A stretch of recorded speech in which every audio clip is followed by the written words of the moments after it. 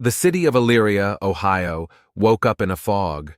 The college, with its simple swimming pool, was for many students the last step before they went out into the big world. Coach Declan Graves stood at the water's edge, watching the sun's rays pierce the damp veil. He may have seemed like a model of stability and restraint, but behind his flawless appearance were the shadows of his past. Declan was born in a small town in eastern Montana. His childhood was marked by alienation, a conservative environment, and a family where no one accepted differences. His father was a former military officer who expected his son to be disciplined and obedient, and his mother, a woman who followed strict religious rules, did not allow the idea that her child might be different. Discovering his sexuality was a real challenge for Declan. As a teenager, he became interested in swimming, which was the only way he could escape from the internal struggles and pressure of his family.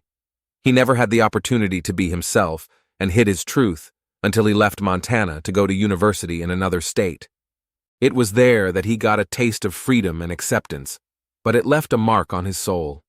He never allowed himself to get too close to anyone again.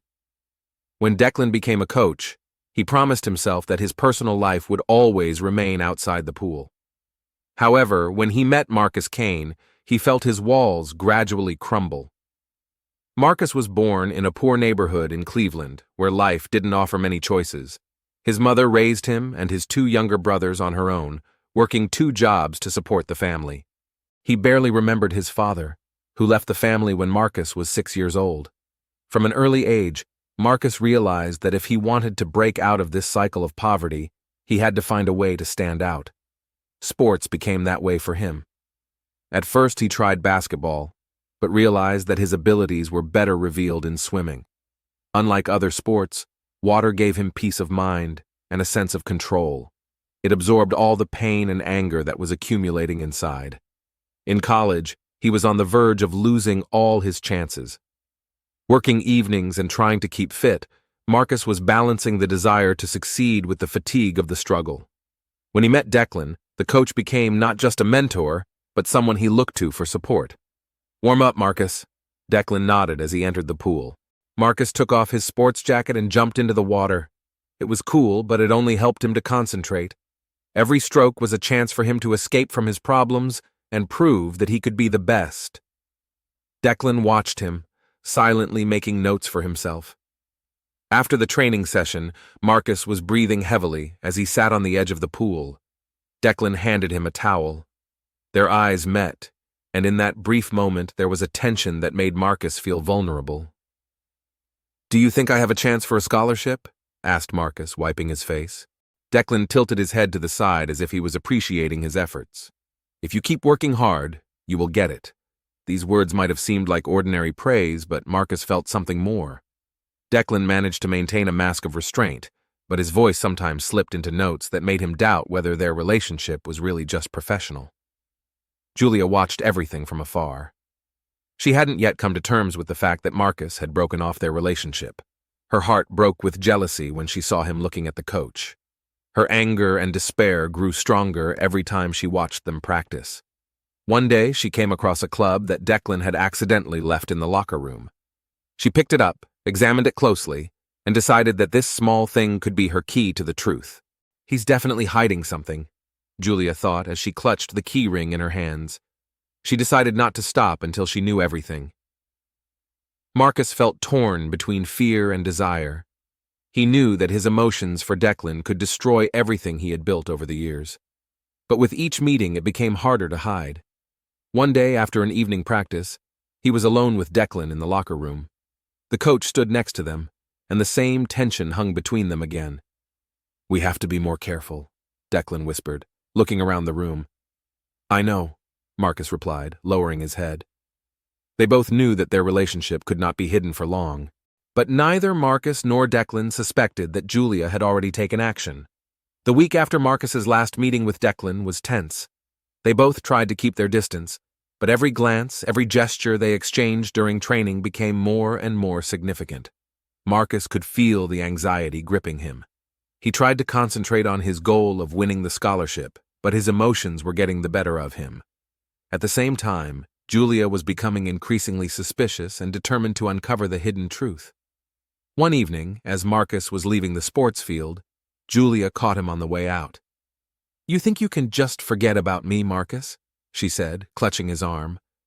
"Let go, Julia. We're done," he replied coldly, looking away. "Done? What about you and Graves?" Her voice was low but full of anger. "Do you think I don't see?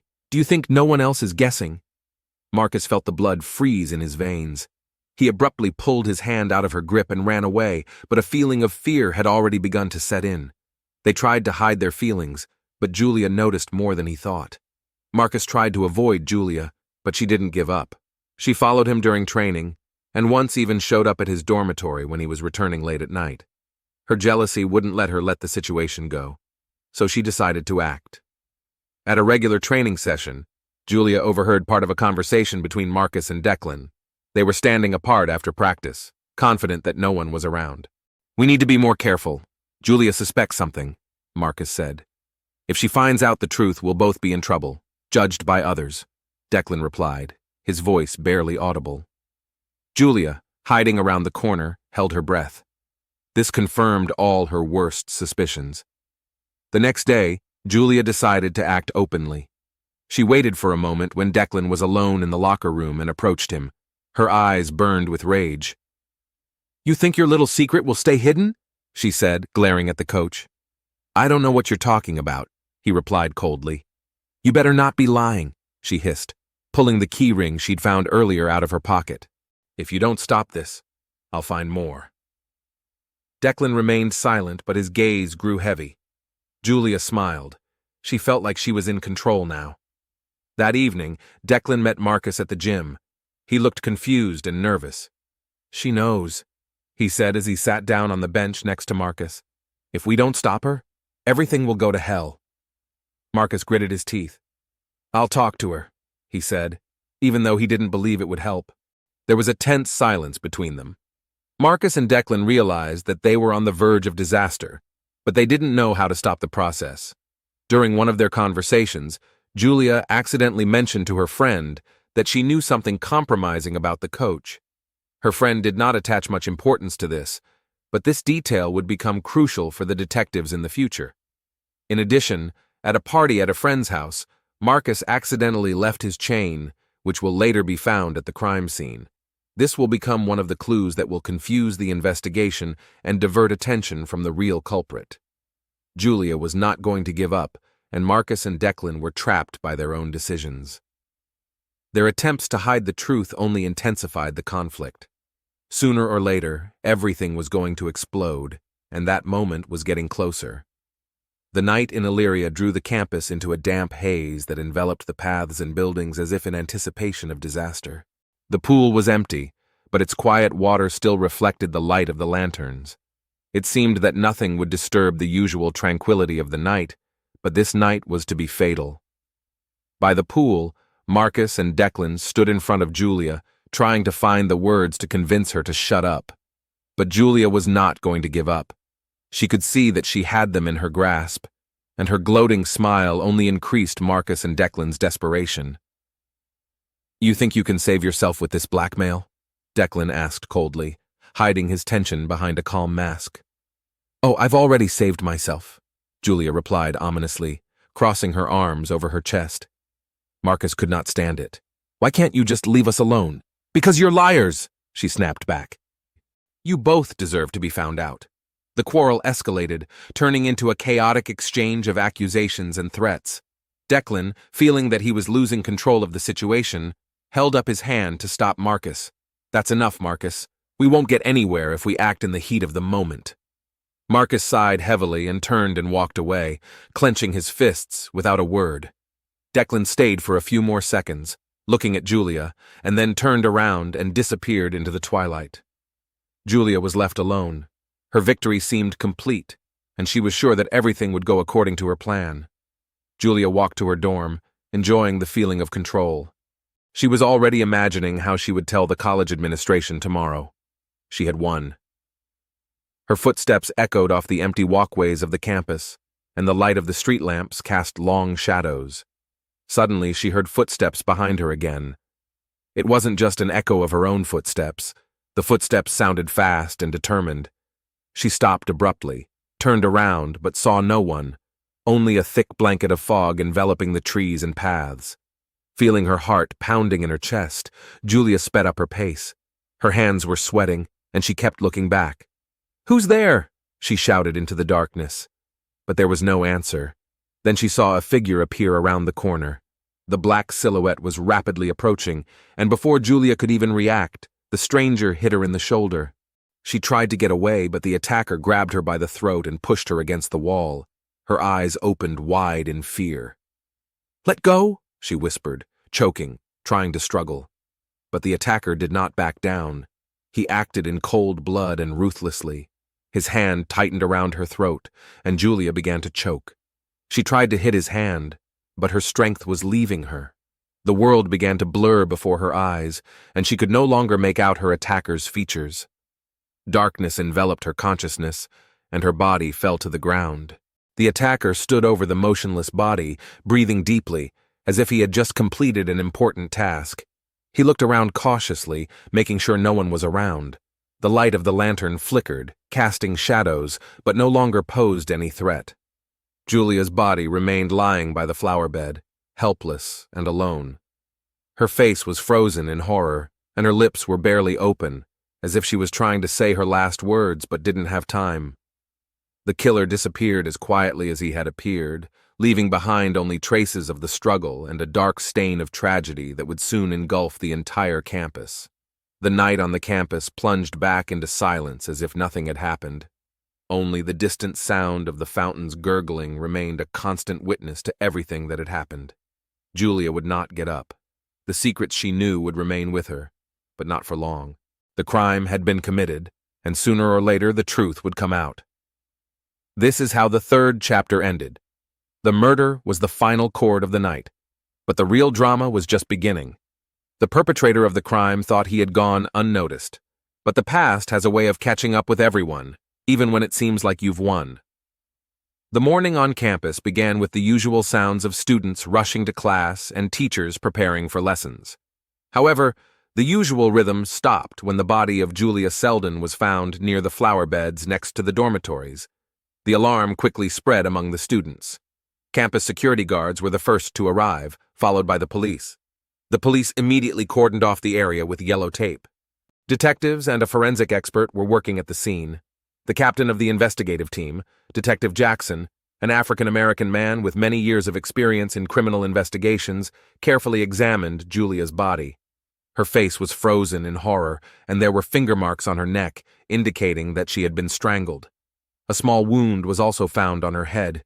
It looks like she hit a stone or a curb during the struggle. "The wound does not look fatal," said the forensic expert. "The main cause of death is asphyxiation. Several interesting details were found near the body.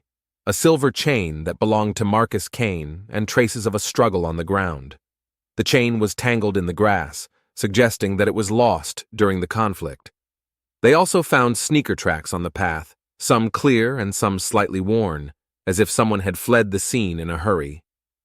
"That's a lot of footprints for one killer," Detective Jackson observed, bending down to examine the soles of the prints more closely. The police began interviewing students and staff on campus. Many had heard Julia's screams at night, but did not attach any importance to them. One student recalled, "I saw her in the evening by the pool. She looked like she had a fight with someone, but I didn't pay attention to it at the time." The security guards confirmed that they saw Marcus Kane and Coach Declan Graves late at night at the pool. This was unusual, as students are not supposed to stay there after the sports complex closes. "Marcus was nervous," said one of the guards.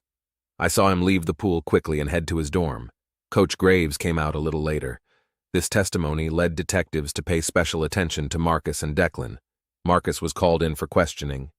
He looked tired and depressed, as if he already knew he would be under suspicion. Detective Jackson watched his behavior carefully, trying to find signs of lying or fear. "Did you know Julia Selden?" Jackson asked, opening his notebook. "Yes, we dated for a while, but it ended a long time ago," Marcus replied, trying to keep his voice steady. Marcus held his breath for a moment, but quickly answered, "Yes, we met at the pool. She wanted to talk. It was a short conversation and I left. What did you talk about? She accused me of lying. She said she was going to tell everyone something, but I didn't pay attention. The detective made some notes and asked, "And your chain? Do you know how it ended up at the crime scene?" Marcus shrugged his shoulders in confusion. "I don't know. Maybe I lost it during our conversation." Declan was called in next. "Did you see Julia Selden last night?" Jackson asked. "Yes, she came up to me at the pool. We had a brief conversation," Declan replied. "What did you talk about?" "She was making some complaints about Marcus and me. It was just a simple argument." "And what happened after that?" "I went home. I didn't see her after that," Declan answered, keeping his hands clasped in his lap. Jackson made a few notes, but he couldn't shake the feeling that Declan was hiding something. The detectives continued to collect evidence and look for small inconsistencies. One of them attracted Jackson's special attention. If Marcus and Declan had left immediately after the conversation, how did Marcus's chain end up so far from the pool near the dormitory? This was an important detail that hinted that the chain could have been planted to confuse the investigation. Marcus's sneakers were also suspicious. The prints at the crime scene partially matched his shoes, but not all of them. "We don't have everything we need," Jackson told his colleagues. After interviewing Marcus and Declan, the detectives realized that both had motives to hide the truth, but they also discovered that the situation was much more complicated than it seemed. Julia knew something important that made her meet with them both that night. But what exactly was it? The investigation into the murder of Julia Selden has entered a critical phase. Detective Jackson and his team worked tirelessly to unravel this complex tangle of mysteries. There were two suspects, Coach Declan Graves and Marcus Kane. Both were at the crime scene that night, and each had something to lose because of a girl who knew too much. During one of his interviews, Detective Jackson had more in-depth conversations with students who knew Julia. One of them hinted that Julia often joked about the special intimacy between Marcus and Coach Graves. "She suspected there was more to them than just training," the student said. "Julia always knew how to expose someone's secrets, and she couldn't let it go." This confirmed the detective's suspicions. Now they realized that if the information about the relationship between Declan and Marcus came to light, the coach's career would be ruined, and Marcus's sports scholarship would be in jeopardy. Julia couldn't accept the fact that Marcus had dumped her, so she began to gather dirt on him. She had the key to their secret, and that could have gotten her killed. If Julia knew the truth, she was a big threat to both of them. Jackson mused as he discussed the case with his partner. The only question is which one of them broke first. Suspicion was increasingly centered on Declan. He had no alibi for the murder, and was the last person to see Julia alive at the pool. "Your relationship with Marcus is more than just a friendship, isn't it?" Jackson asked directly during the interrogation. "It's not what you think. We were just supporting each other." "And Julia threatened you?" "She wanted to ruin our lives," Declan admitted, "but I didn't kill her. I left when the fight was over." But the detectives did not believe the coach's words. He could not provide a convincing alibi, and his behavior hinted that he was hiding something. The situation looked like he had the strongest motive for the murder. However, Jackson was an experienced detective and was used to trusting not only his instincts, but also the facts. Something in Marcus's testimony bothered him. The boy claimed that after the conversation by the pool, he went straight to his dormitory, but the prints at the crime scene partially matched his shoes. Jackson decided to double-check Marcus's testimony. He interviewed a security guard who had seen the boy that night and found a discrepancy. The guard recalled that Marcus had returned to the dormitory much later than he had claimed during the interrogation. "He's lying," Jackson muttered as he pieced together the evidence. He had plenty of time to go back and kill Julia. Under the pressure of the new evidence, Marcus was called in for another interrogation. "Marcus, your story doesn't add up," Jackson said calmly, staring at the boy. "We have evidence that you stayed on campus longer than you said you did. Do you have anything to add?" Marcus paused, trying to find an answer, but Jackson didn't give him time. "We found your chain at the crime scene. We found your footprints on the walkway. Stop lying. What really happened?" Marcus held his breath, then collapsed in his chair as if all the air had been knocked out of him. "She made me," he whispered. "She wanted to ruin everything. I just wanted her to shut up. I didn't plan this." Marcus told how, after an argument at the pool, he turned and followed Julia, filled with anger. He couldn't let her ruin his future. He pushed her against the wall and strangled her so she couldn't scream. The boy was immediately taken into custody. Julia Selden was the only daughter in a middle-class family. Her parents, Peter and Margaret Selden, lived in a neighboring town not far from Elyria. Their family always seemed to be prosperous. Peter worked as an architect and Margaret as a school teacher. They diligently raised their daughter, trying to instill in her the values of responsibility and success. The news of Julia's death came as a terrible blow to her parents. Margaret could not accept the fact that she had lost her only child. She refused to leave the house for several weeks after the tragedy, rereading old messages from her daughter every day and flipping through her photos. Her world was shattered, and her dreams were shattered forever. Peter, although he tried to keep his head up, also had a hard time with the loss. He immersed himself in his work, trying to escape the pain, but he failed. He often spent his evenings alone, going through Julia's things that had been brought from her dorm. The trial of Marcus Kane was an event that shook not only the college campus, but the entire town of Elyria. The fact that a promising athlete who had a chance to receive a scholarship and escape poverty was involved in a murder split the community. The news of his secret affair with his coach, Declan Graves, was particularly acute. Some residents sympathized with Marcus, attributing his actions to pressure and fear of exposure, but most were stunned that he could have killed Julia. On campus, the news of the trial caused a loud outcry. Some students said that Marcus was a victim of circumstance. He was afraid of losing everything when Julia threatened to reveal his relationship with Declan. Others condemned him as a ruthless killer who committed the crime to save his own reputation. "He had so many chances," one student sighed. "Why didn't he just walk away? Why did he have to kill?" Local journalists also covered the story extensively. Many discussed not only the crime, but also the hidden affair between the coach and the student, which became a scandalous part of the case. Declan Graves immediately lost his job and was forced to leave the city due to public condemnation. His reputation was destroyed, and now he has become an outcast like Marcus. The trial of Marcus Kane lasted several weeks. The prosecutor's office presented the case as a premeditated murder, claiming that Marcus acted deliberately and brutally when he strangled Julia Selden. Marcus's lawyer, in turn, tried to prove that it was an accident caused by panic and emotional breakdown. During the trial, Peter and Margaret sat in the front row holding hands. They did not want revenge, but wanted justice for their daughter. When Marcus pleaded guilty, Peter showed no emotion, and Margaret cried when she heard the confession of the boy who had taken away their most precious possessions. The sentence of 20 years in prison with the possibility of early release caused mixed feelings among Julia's parents. Margaret thought it was too little for someone who had taken her daughter's life, but Peter said that nothing would bring Julia back to them, not even life in prison.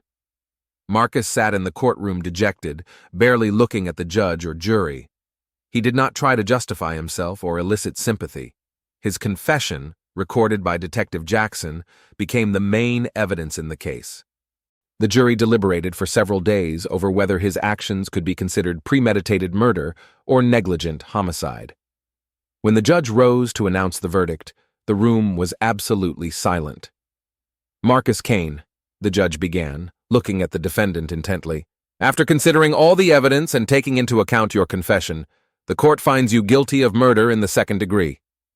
The room remained motionless as the judge continued, "Given that you acted under the pressure of emotion and had no prior plan to kill, but your actions nevertheless resulted in the death of a person, the court sentences you to 20 years in prison with the possibility of parole after serving 10 years. These words hung in the air, eliciting different reactions. Some people in the room breathed a sigh of relief, considering the sentence fair. Others were outraged, believing that the punishment was too lenient for such a brutal murder. Marcus remained silent. He did not argue with the verdict, did not cry or ask for forgiveness.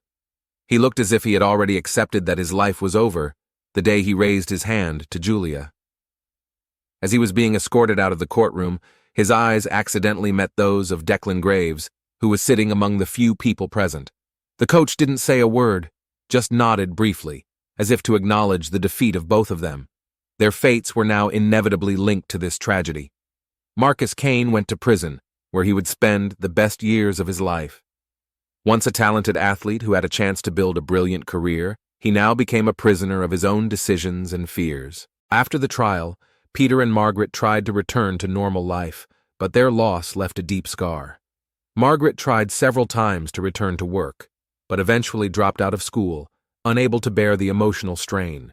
She began doing charity work, helping families who had also experienced the loss of children. Peter found solace in the restoration of old houses, although the work no longer brought him the same satisfaction. He often visited his daughter's grave, bringing flowers and telling her about his thoughts and feelings. After the tragedy that took the life of Julia Selden and ended with the trial of Marcus Kane, Declan Graves's life changed forever. Having his relationship with the student go public ruined his career and left an indelible scar on his reputation. Once a respected coach, he was now a pariah, shunned by everyone who had ever been close to him. The college immediately fired Declan after his relationship with Marcus came to light. The administration distanced itself from him to avoid an even bigger scandal. No other educational institution wanted anything to do with him. His coaching career, which he had been building for years, was destroyed overnight. Declan had to leave the city. The community of Illyria turned its back on him, and he could no longer stay there. He also received no sympathy. For many, he was responsible for both the scandalous story and the destruction of Julia and Marcus's lives. Declan moved to another state, hoping to start his life from scratch. He found a job at a small sports center, but now he was working in the shadows, not as a coach, but as a simple equipment instructor. He avoided any close contact with his colleagues and students, afraid of repeating the mistakes of the past. Declan felt lonely and empty inside. He had lost not only his job and reputation, but also something more, his faith in himself and his ability to connect with people. Every evening, when he was alone, Declan reflected on the events that led to the tragedy. He constantly thought about Julia, about whether he could have stopped her if he had been wiser and calmer. But most of all, he was tormented by feelings of guilt for Marcus. He knew that the young man had taken his fatal step out of fear and pressure, and he couldn't shake the feeling that if he hadn't dragged Marcus into this difficult relationship, things might have turned out differently. Declan tried several times to seek psychological help, but conversations with therapists did not bring any relief. He could not shake the thought that he had lost everything because of his own decisions and weakness. A few years after the tragedy, Declan decided to write a letter to Marcus in prison. He wanted to apologize, although he realized that it would hardly change anything for the guy. In his letter, he wrote about how sorry he was for everything that happened and that he never wanted Marcus to suffer because of him. He did not receive a response, but the very fact of writing the letter was the first step for Declan to let go of some of his pain. Declan continued to live a modest life, avoiding unnecessary attention. He stopped trying to return to coaching and accepted the fact that the past was behind him. Sometimes he traveled to small towns by the ocean, where he watched surfers and children learning to swim. In these moments, he found a bit of peace, realizing that even a ruined life can be rebuilt if you can accept your mistakes. Declan Graves' life was a hard lesson for him. He realized that hiding the truth and being afraid to be yourself can lead to a catastrophe that changes the fate of many people. He lost everything: his career, his reputation, his closeness with people. But he also gained a new understanding of himself and his weaknesses. The tragedy of this story became a lesson not only for Marcus and Declan, but for everyone who was around them. The campus returned to normal, but the memory of Julia, Marcus, and their mistakes remained alive. It reminded students and faculty that we make the most important decisions not in moments of triumph, but in moments of fear and weakness. Life goes on, but only those who are able to face their fears and be honest with themselves can find the true path forward.